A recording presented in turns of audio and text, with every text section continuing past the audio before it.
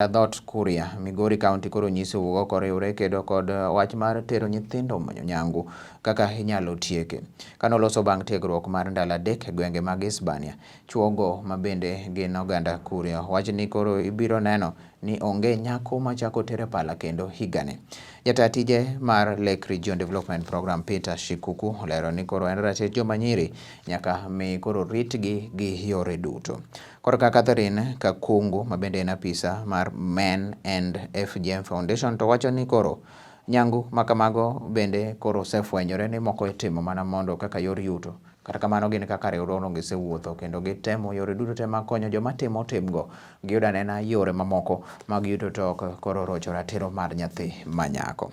Jatend Men and FGM Foundation Peter Kemeito nowacho ni koro chuo gin jogo magin wi udi mopogore opogore omiyo kapo ni giloso to duondgi nyalo winjore omiyo koro ne okawgi mondo ketgi ong'ala manyime mar kedo to kod wach makamano. I have very key messages for the community. Would want the message to reach out to each and every household. Would want each and every family to ensure that their girls are not getting the cut. Would want each and every child whose rights would want their rights to be respected. And therefore, this message should trickle down to each and every household. We will try as much as possible to work within the community, using the leaders, using the gatekeepers that are in the community to pass this message in a respectable way and in a way that all the members can be able to understand. We all need to, and the trainers that have been trained today to reach out in a professional way and reach out and understand from the community. The community should be able to own the efforts to end the FGM. They should be able to understand the problems that are associated with FGM. There are medical challenges, there are health issues that are related with FGM, and there is even death. And besides that, because it has been outlawed, it is against the law that if anybody is found perpetrating FGM, if anybody is found encouraging FGM, if anybody is found condoning FGM within their homesteads, then they are liable for punishment, they are liable to be taken prosecution by our courts. So we want to pass this message, and this message should spread to everybody within our areas of coverage, within Kuria and even the other regions and the whole country, that FGM has to be stopped at all means and at all costs. Children have a right to access their health. Why are they being forced to cry? They were bleeding profusely, meaning that our children are also being affected health-wise. When you're looking at how they'll continue with their education, they'll be affected education-wise. When you're looking at participating in a cultural setting, children are being forced to participate in a cultural setting other than them willing, fully, meaningfully, and informed decisions made by the children. So here we are not seeing children not participating. Children's rights to participation is being infringed. Other than them participating willingly, they are actually being forced to participate in a culture which is outdated. Declaration which our men made here, they are champions. We are talking of champions. We selected people who have a special role in the community. We have clan elders, we have religious leaders, we have Nyumba Kumi initiative, and we have leaders of organizations. Like we had a leader from Zinduka and Jitunze CBO.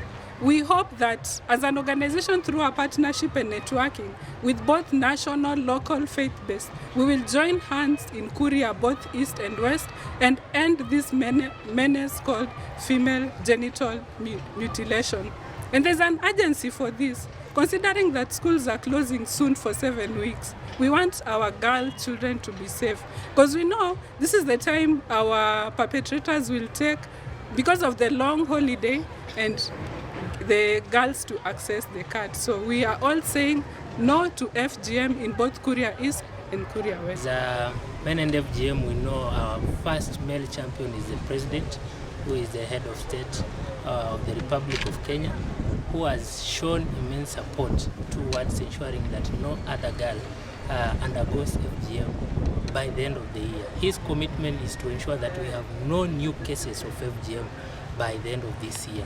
And a lot has been done, and that's why you are seeing organizations like ourselves in partnership with Child Fund and Lake Region Development Program, as well as Induka.